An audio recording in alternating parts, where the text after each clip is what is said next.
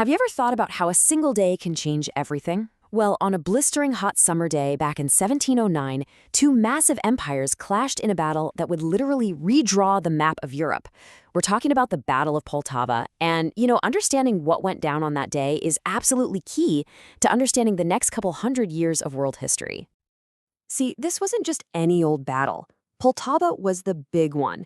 It was the moment the Swedish Empire, which was seen as this invincible terror of Northern Europe, was completely shattered. And that shattering made way for a new power to rise up from the east, the Russian Empire.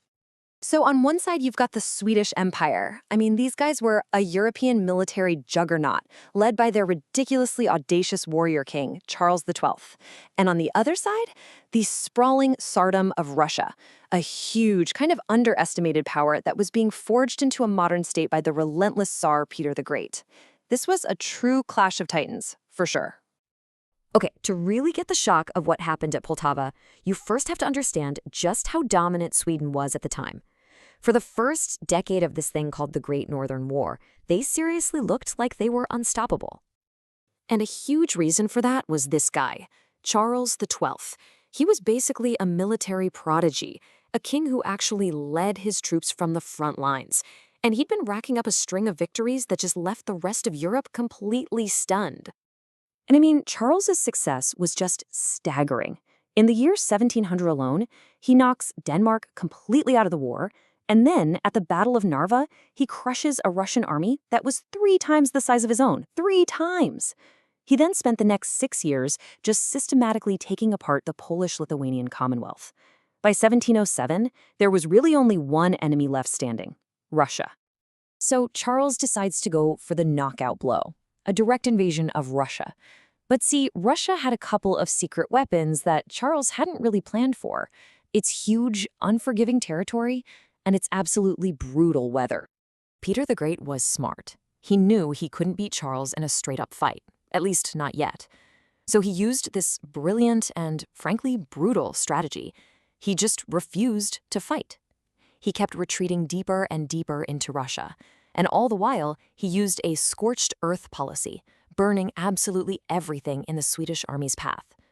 So the Swedes were advancing, yeah, but they were marching straight into a wasteland with no food, no shelter, and no supplies. This whole campaign just turned into a slow-motion disaster. The army started with 44,000 men, but they were just systematically bled dry. A vital supply column got completely wiped out. A potential allies' capital city, which was packed with winter supplies, was burned to the ground. And then came the Great Frost. We're talking about the coldest winter Europe had seen in 500 years. 50%. I mean, just let that sink in for a second.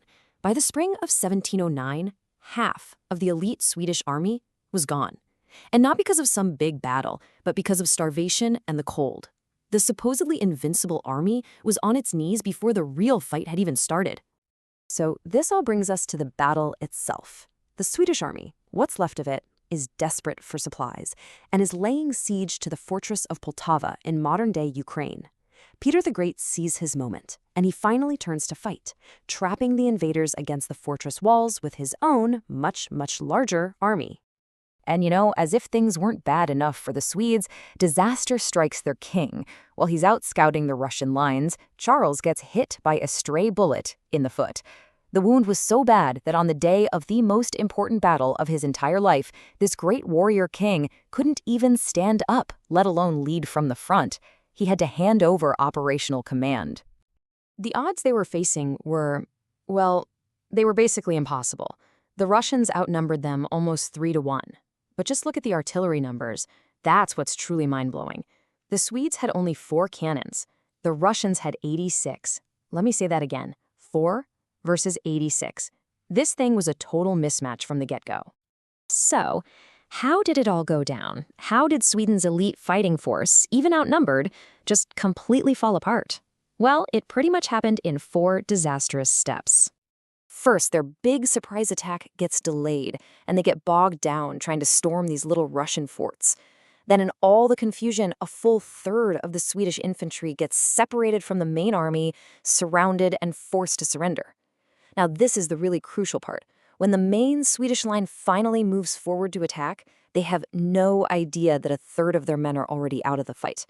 So the smaller Swedish army gets easily swallowed up by the huge Russian force. Their sides just collapse, and the whole battle turns into an absolute slaughter. The defeat was total. It was absolute. And its consequences would ripple across the entire continent for centuries to come. The final numbers were just staggering. Sweden lost nearly 10,000 men. That's over half its entire force in the battle. Russian losses? Less than half of that.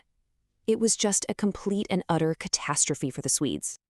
And the humiliation wasn't even over yet. A few days later, what was left of that once proud army got cornered against a river and was forced to surrender. King Charles himself barely managed to escape into the Ottoman Empire with just a small group of bodyguards. In the span of a single week, Sweden's entire field army had basically just ceased to exist. So at the end of the day, Poltava was way more than just a battle. It was a seismic shift in global power. Sweden's time as a great European empire ended right there. And in its place, Russia, under Peter the Great, announced its arrival as the new top dog in Eastern Europe, a position it would pretty much hold for the next 200 years. It really leaves you with a fascinating question to chew on, doesn't it? How different would the last 300 years of history look if those 4 Swedish cannons had somehow pulled off a miracle against the 86? What if the map of Europe had been redrawn in a completely different way? It's pretty wild to think about.